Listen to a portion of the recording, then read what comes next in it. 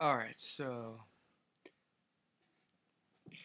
usually I speak about ending anti-statism as being a reverse down slope z-axis. But what about anarchism and libertarianism? While ending the state's a very difficult goal, we're also very engaged in libertarian and anarchist means. Now, while we do have a lot of libertarian elements in the United States, it's not very successful. It's not very effective. Part of the reasons because we got this hierarchy and several hierarchies, including the state politicians, that really can't be held liable for their mistakes. Anytime they make a mistake, 100 years afterwards or 60 years afterwards, they try to make amends, but the damage has been done long ago. This could be seen back in when Japanese people were put in concentration camps, Japanese Americans, because of what the United States proposed. What is it? You want it? I'm making a video. Oh, you don't want it? I'm making a video. You do realize that? Huh? I'm making a video. This is recording as we speak. You're not very smart, are you? And I'm speaking about something, so... Okay, so you don't want it? Just go.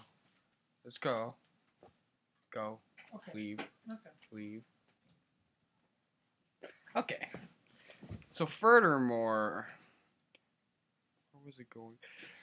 There are two ways that you can improve upon this.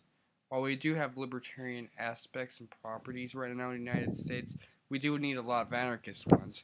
And part of the ways you can do this is by simply ending the hierarchy in every institution you have.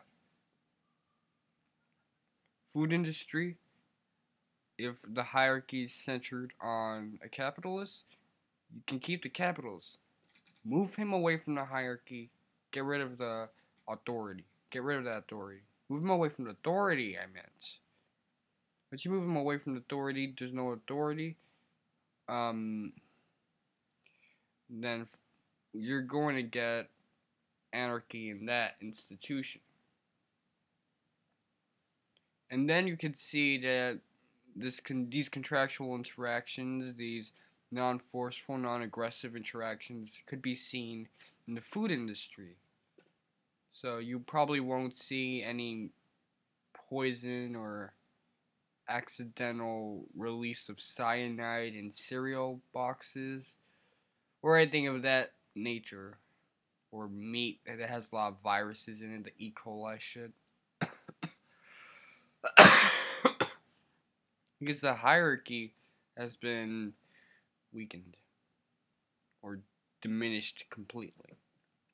And then for things like schooling, where the hierarchy is a large mass, a large mob, what you can do is take that mob for teaching, and teachers are sort of the guys who have the power, not even administrators, because administrators call the shots, but they don't really have as much of an effect because they're not part of a union.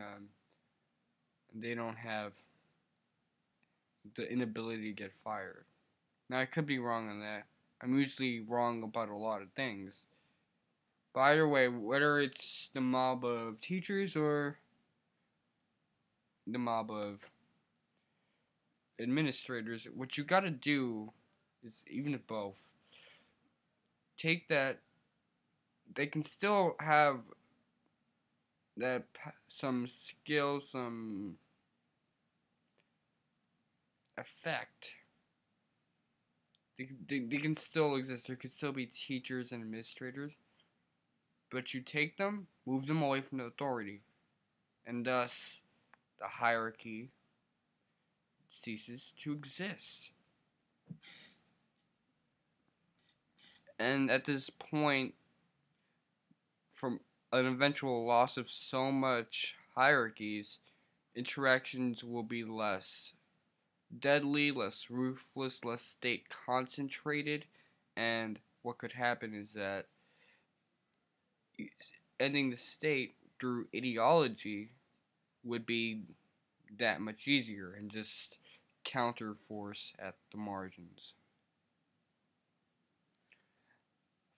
And that's all I gotta say. To conclude it, we already got the libertarian aspects. However, we have too much hierarchies and they can't be held liable. So you gotta get rid of liabilities. We already have some elements of and properties of a lack of force, besides the fact that there's still going to be states even if you get rid of almost all the hierarchies except for the ones that are directly state. And then at that point it'll be that much easier for there to be an anti-statist movement. All in all, I'm done.